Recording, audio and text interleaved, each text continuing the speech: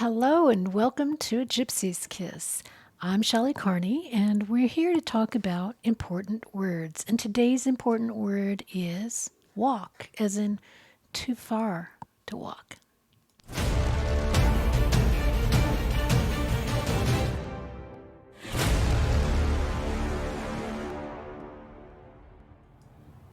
Okay, so let's get started. Our first word, of course, the word walk is in the poem. Not far, but too far to walk. Then we have the thrill of the chase, page 29. They didn't seem to care much about that, and when it was over, they'd walk away, licking themselves and feeling blessed. And that's when he was squirting the cats with the milk as he milked the cow. They seemed to enjoy it. They'd walk away, licking themselves and feeling blessed. Page 33. Well, when I'd open the back door to that place during the lunch break and walk in, that sweet old lady would see me coming. Page 67. The long walk home was wet and cold, and we didn't realize until much later how fun it had been. Page 83. I thought that any landing I could walk away from was a good one. A lot of the quotes that I found from Forrest Fenn were talking about walking away, just walk away. That's also another phrase that we use a lot in the American English language, just walk away. And he uses it a lot. But again, we want to look for something that's more in the context of not far, but too far to walk. Page 109. The dolls were stacked everywhere. They were packed tightly on shelves, jammed in glass cases, and even on the cash register. It was hard to walk through the place. We use the word a lot, walk. We use that word a lot, walk, when we're writing, when we're speaking, and when we're learning to be a better writer. Something that we learn from our teachers is every time you use the word walk, see if you can think of a better way or a different way or a different word to put there to give a better description than walk.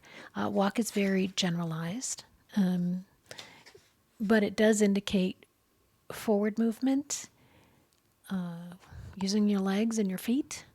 You're not rolling, you're not skipping, you're not hopping, you're not jumping, you're walking. So it's just moving forward with your legs and feet, basically. Let's move into Too Far to Walk, the book. In the preface, we have this quote. The river experience cemented my connection to that special country, and I promised myself that someday I would make the trip again. That day never came for me, and my disappointment still casts a lonesome shadow across the Madison River. For me now, it's just too far to walk. And Forrest Fenn did talk about that, how that picture on the cover of Too Far to Walk was taken, and that it was because of this line, that lonesome shadow across the Madison River. He wanted to make sure that the cover of the book had a photo of a shadow across the Madison River. So he had Dale Neitzel go and take a photo of the Madison River, and then they superimposed a shadow on that so that it could represent this line in the preface. For me now, it's just too far to walk. Here we're kind of wondering, since he's used the exact same phrase that's in the poem, is he indicating something specific with it?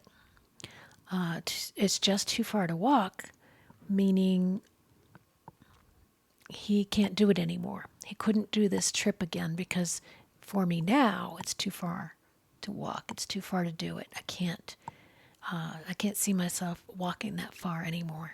It's too much. It's too strenuous. Page number 5. If I had money, I could walk a mile to the Union Pacific Railroad station where the attendant would give me a towel and let me shower.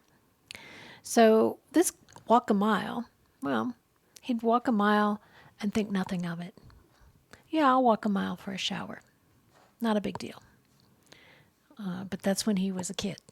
And he could be just kind of rounding numbers off. It seemed like a mile. Maybe it was a mile, maybe it was less. Then we go on to page 33. The trail was actually a narrow sandy road that was blocked by a locked gate. It was an easy 3-mile walk from the gate to the lake, even carrying enough gear to stay a couple of nights.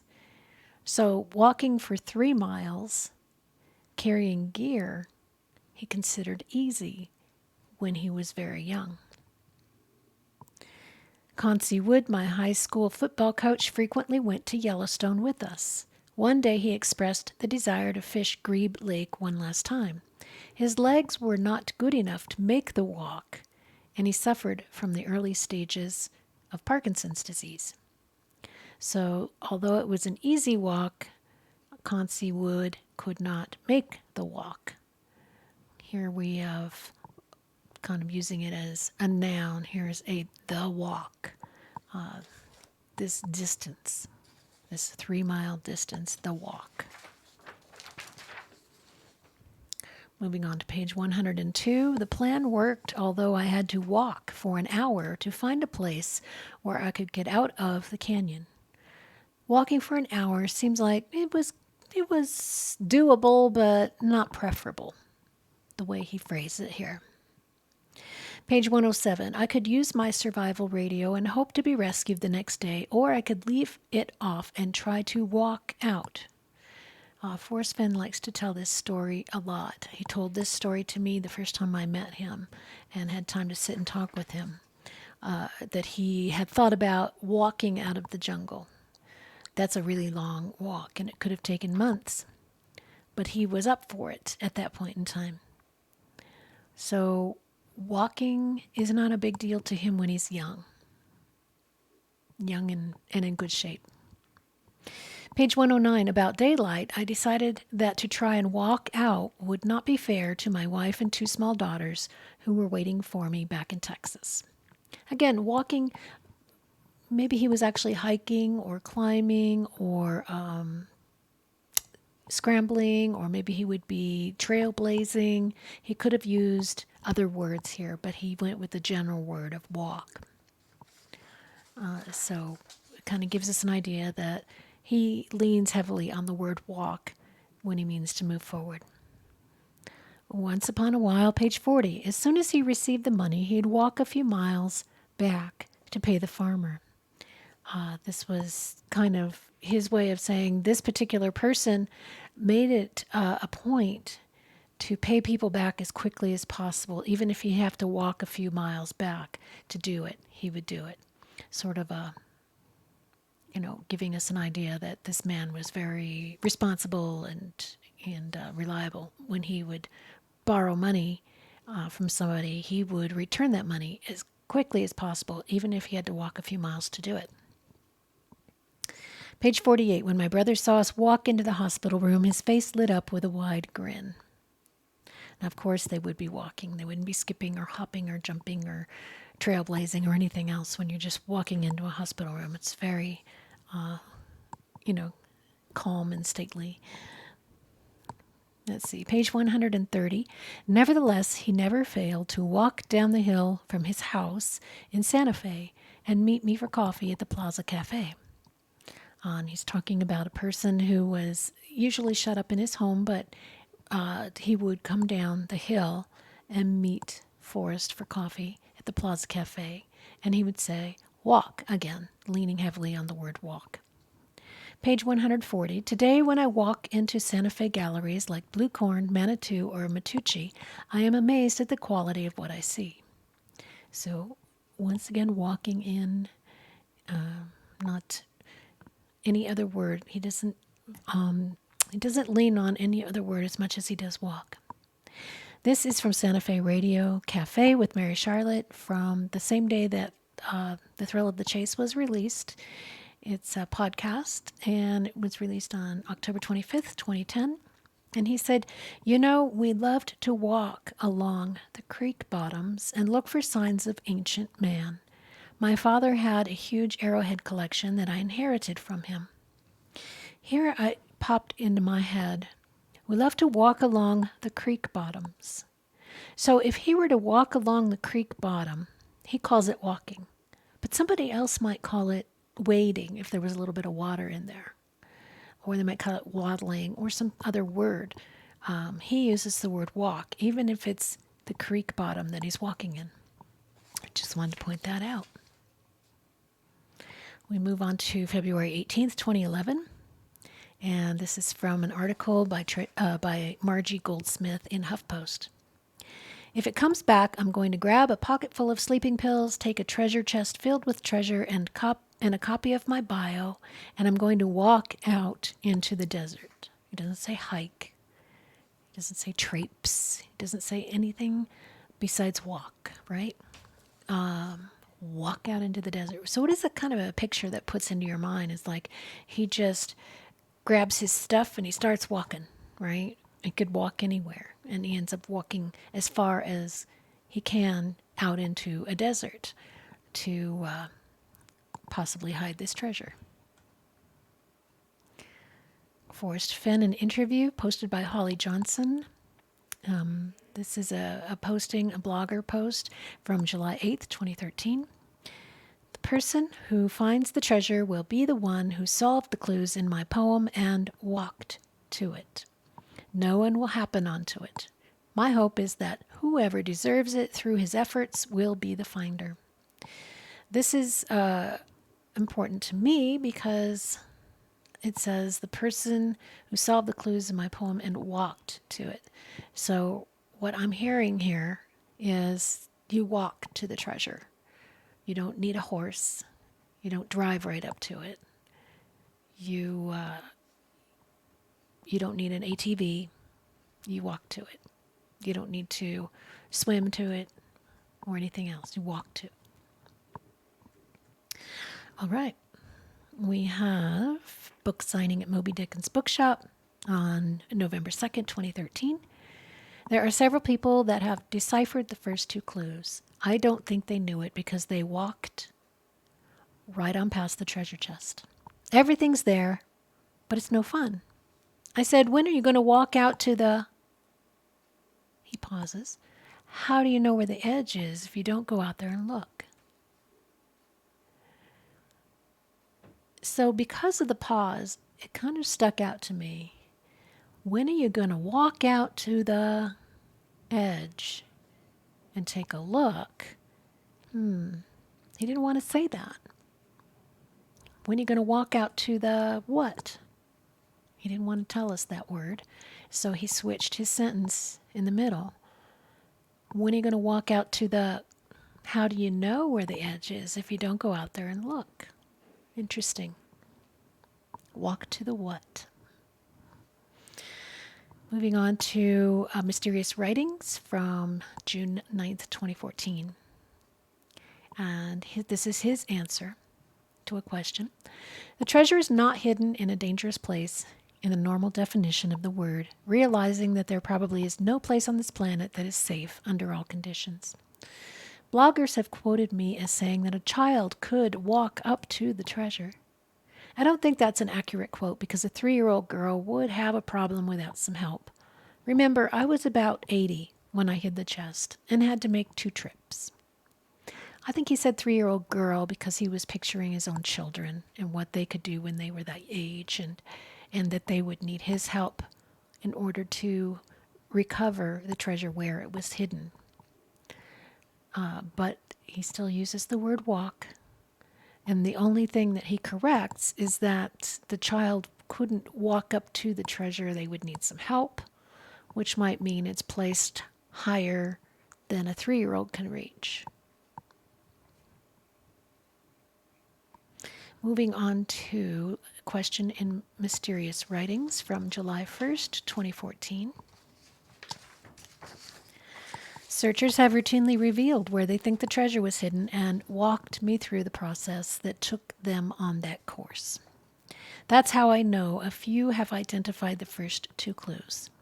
Although others were at the starting point, I think their arrival was an aberration, and they were oblivious to its connection with the poem. Playing a hunch is not worth much in the search, and those who start out by looking for the blaze are wasting their time. So here he just uses the word as walked me through the process, meaning they guided him along what they thought was the right path in writing. They didn't actually walk with him. This is a figurative use of the word walk here. I do like that he uses the word aberration, because this is a word that he uses that we need to understand within context as well. Their arrival was an aberration. It was unusual. It was not planned out. It was just a happenstance. It was an aberration. So when he uses look for some aberrations around the edge, and when he's talking about hints in The Thrill of the Chase and aberrations around the edge, aberration is just something that is out of place, something that was happenstance or wasn't planned out. It was just there. So that's how he uses it here. But walked me through the process is what we were focused on. And that a few have identified the first two clues. But because they didn't continue on, they didn't find it, right? Okay. So here we are, October 13th, 2014, from Mysterious Writings. Here's the question he was asked. You once said you walked the 92 miles from West Yellowstone to Bozeman to just experience it. Obviously, you were much younger than you were when you hid the treasure.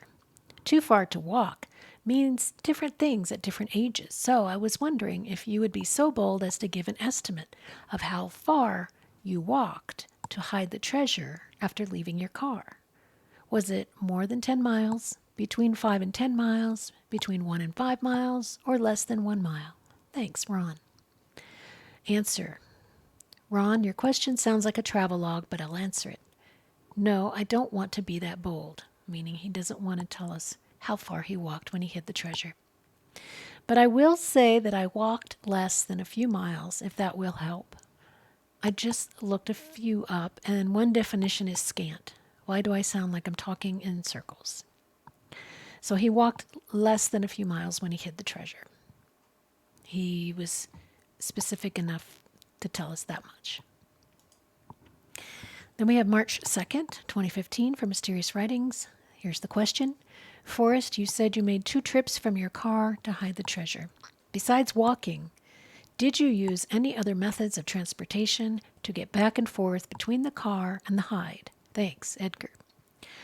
This is very interesting to me that he asked this question because, as I said, Forrest leans quite heavily on the word walking or walk rather than using other words that might be more descriptive of what kind of forward movement there might have been, whether that's scampering or scrambling or wading through the water. He uses the word besides walking. Did you use any other methods of transportation to get back and forth between the car and the hide? And here's Forrest's answer. Edgar, your wording of the question prompts me to pause and wonder if I can answer it candidly yet correctly. Were all the evidence truly known? And I answered in the positive. You might say I was prevaricating by some definitions of the word. And if I answered in the negative, you may claim that I was quibbling. So I will stay quiet on that subject. Thanks for the question anyway. So let's unpack that. Were all the evidence truly known?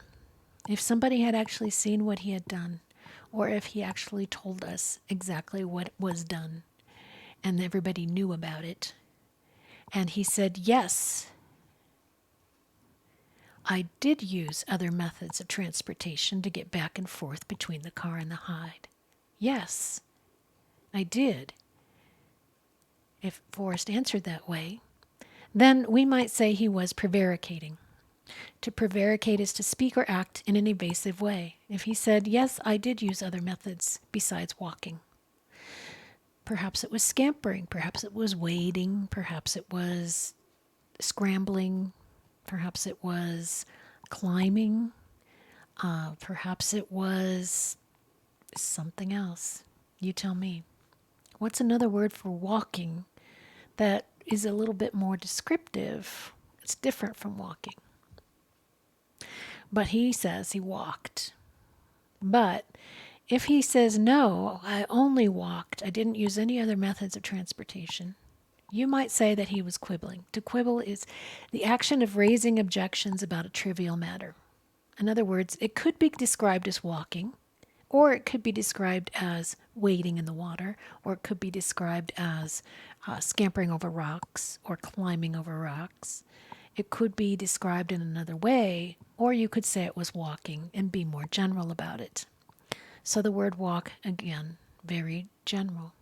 But I believe, with all the other evidence that we have, that in general he walked back and forth to hide the treasure. He didn't do anything but walk.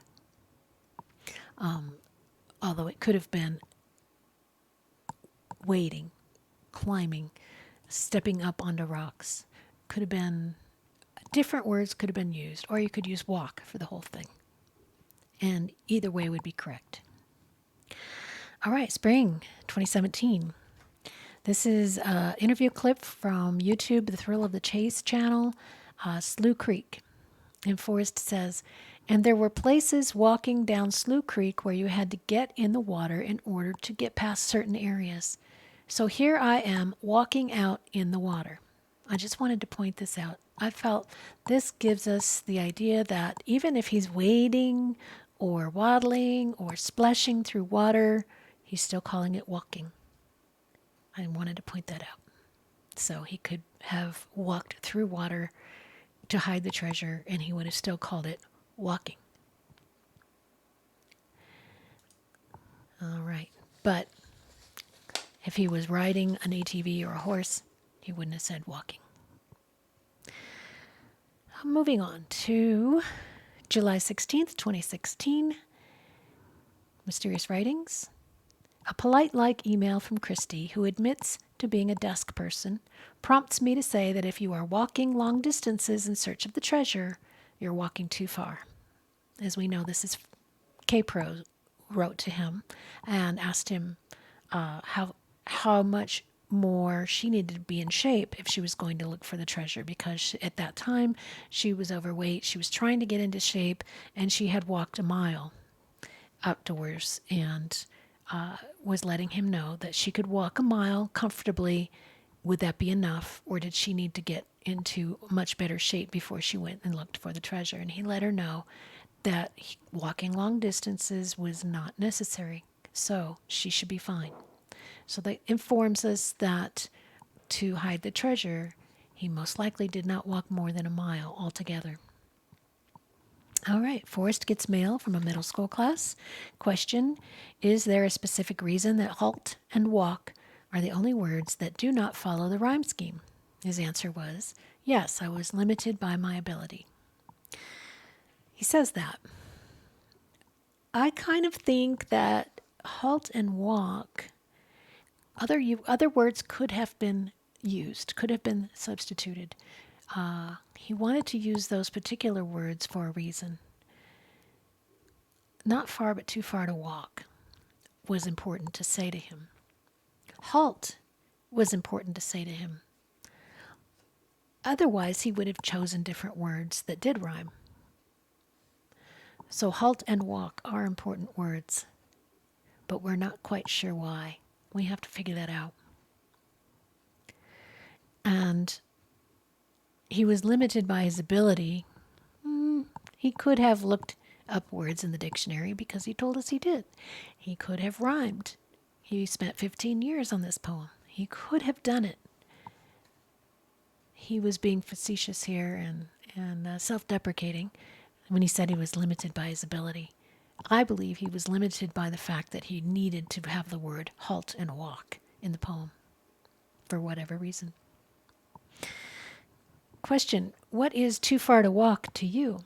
Answer, it is the name of a book I wrote. He doesn't want to get into what it really means in the poem. So he just says, it's the name of the book I wrote. Moving on. So we have May 8th, 2017, On the Road with Charlie.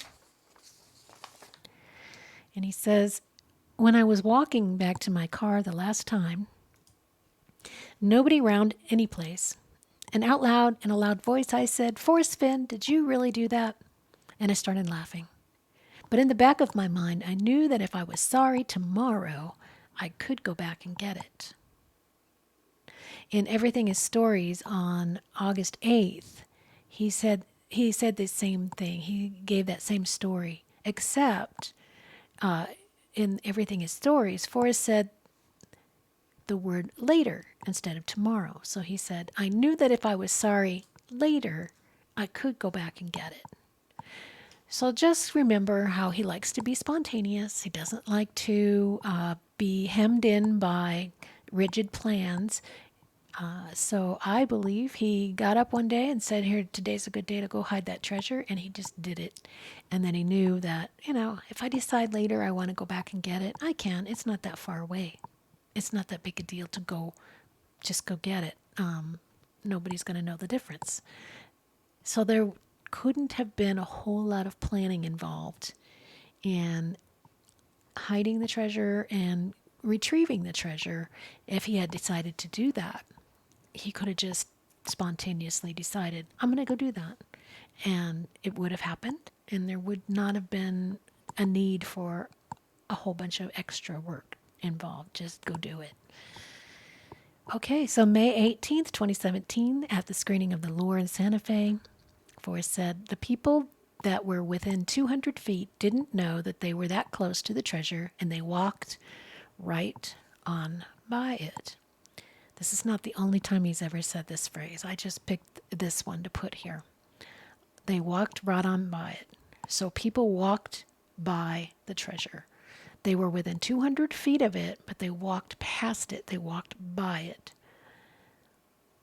That's kind of an important thing to know because we want to know how far to walk to go from our car to where the treasure might be. Some people are going miles. That's too far. People were within 200 feet and they walked by it. They had solved the first two clues. They were at Canyon Down, they were at Home of Brown, and they walked by it. So, last one, Forrest Fenn from the New Mexican, June 24, 2017. Now, he said, I don't know I could physically get it. I'm not as agile as I once was. When I walk 50 yards, I have to sit down. So this is in 2017, so 7 years after he hid the treasure. He didn't know if he could go back and get it, if he could walk as far as he needed to. But he does tell us 50 yards. 50 yards, if he had to walk more than 50 yards to hide the treasure, then he'd have to sit down. So we can imagine that 50 yards out, 50 yards back, 50 yards out, 50 yards back, 200 yards, 200 feet. Well, we have to keep that in mind when we're wondering about how far is too far to walk. We need to think maybe it's too far to walk, so we drive to the Home of Brown. Then it's not that far. It's maybe 50 or 100 yards. Maybe it's 200 yards. Because maybe it's 200 feet. People were within 200 feet and didn't know it, and they walked right on by the treasure. Maybe when you're parked, putting in at the Home of Brown or below the Home of Brown, then it's only 200 feet away from there. So too far to walk may indicate to us that we're supposed to drive from where Warm Waters halt, Canyon Down, to the Home of Brown and to put in there with the car. That's what I believe. What do you believe? All right, that's it for today. Thank you for watching, and I will see you again next time.